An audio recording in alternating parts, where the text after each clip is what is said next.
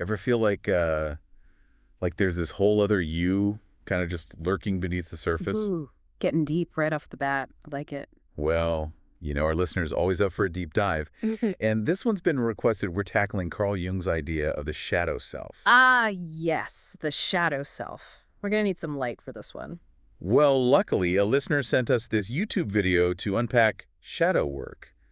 Do this for 30, you will become unrecognizable by Quasi Johir. I mean, talk about a headline. He certainly knows how to get attention, and his approach really builds on all those classic Jungian archetypes. You've been exploring those, right? Yeah, the persona, the anima animus, the hero.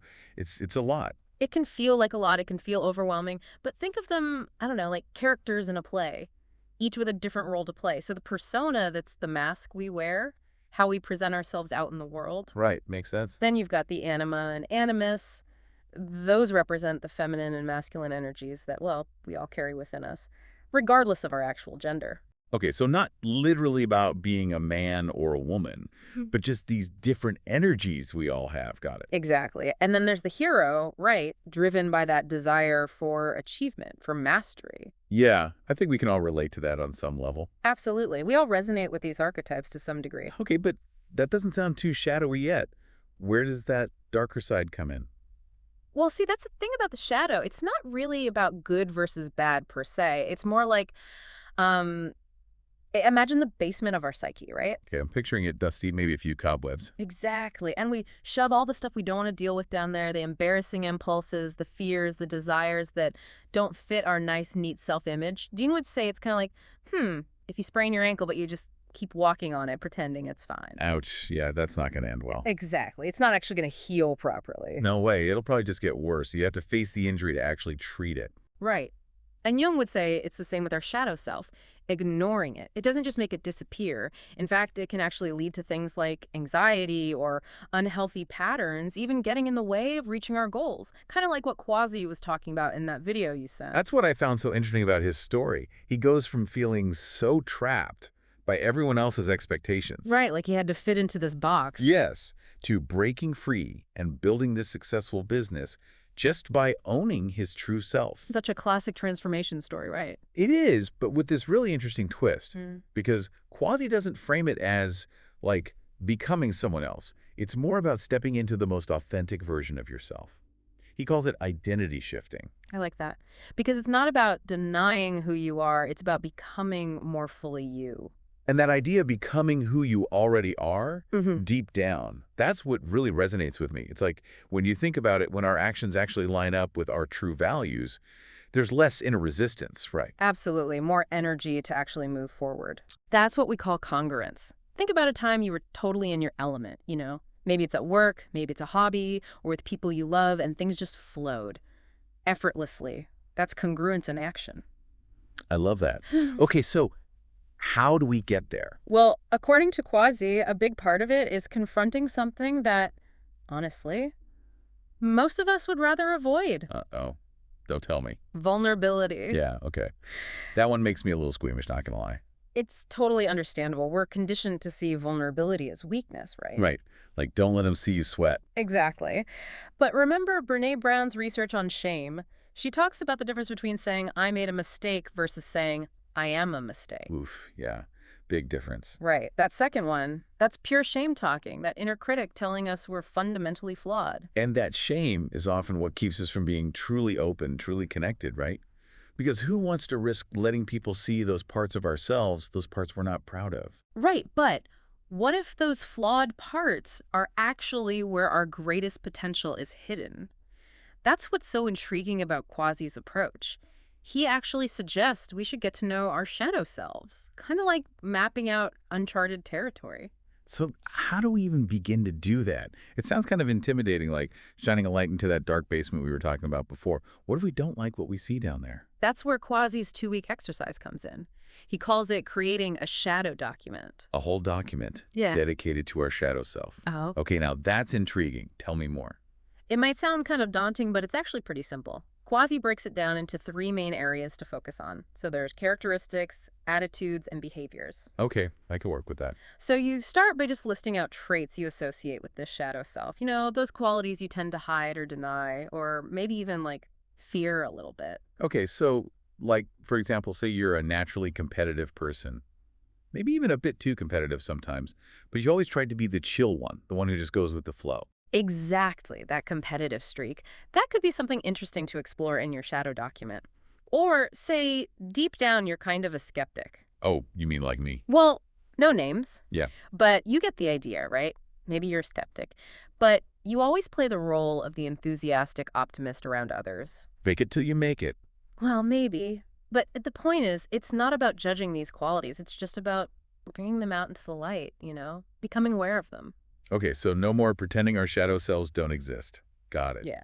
What about those other categories you mentioned? Attitudes and behaviors. Right. So attitudes, those are like the underlying beliefs that kind of color how you see the world. Mhm. So maybe your shadow self tends to be a little cynical or pessimistic or, I don't know, easily angered. Ooh, yeah, writing that one down. Exactly. Write it down. And then behaviors, those are the actions you take, maybe impulsively, that you later kind of regret. Oh, like that time I... No need to go into details. Right. But you get the idea. So we're really getting down to specifics here. How does just writing this stuff down actually help us? Well, remember what we were saying before about shame? Kwasi makes this really powerful point. He says that shame can never thrive in a place of empathy. I love that. So think about a time you were really struggling, right? Maybe you made a mistake and you felt awful about it. Now imagine, instead of being judged for that mistake, someone offered you genuine compassion. It's like a huge weight lifted off your shoulders, Ah, right? yeah. Just to be seen and heard and understood. Exactly. And that's the power of simply acknowledging those shadow parts. Without judgment, we can start to release the shame that's been holding us back. It's like we're giving ourselves permission to be human, with all our flaws and contradictions. Exactly. Now, this doesn't mean our shadow selves suddenly become our best friends or anything, but by shining a light on them, we can start to understand their influence and we can make more conscious choices. This reminds me of what Kwasi shared about his own shadow self, that super intense competitive drive he was talking about, which on one hand, that can be a huge asset, right? Yeah, Especially in the business world. absolutely.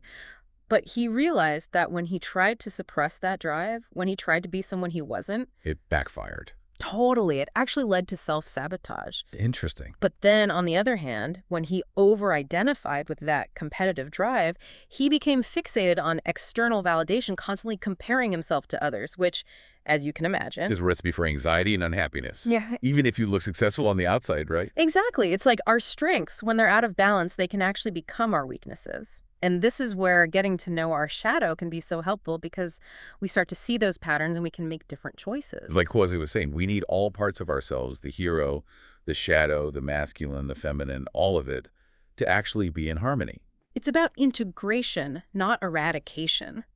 And this is where things got really interesting in the video for me. Remember when Kwasi was talking about going through that rough patch with his business and he was feeling that like crippling anxiety? Oh, yeah, the part where he was describing waking up with that pit in his stomach every The morning. worst. Right. The worst. Been there. Well, he realized he had gone Yeah. into what he called defense mode, trying to control everything and everyone around him, which ironically, He thinks anxiety worse. the worst, right? Yeah. So his coach gave him this really interesting challenge to tap into his shadow's energy, but from a place of empowerment, not from that place of fear.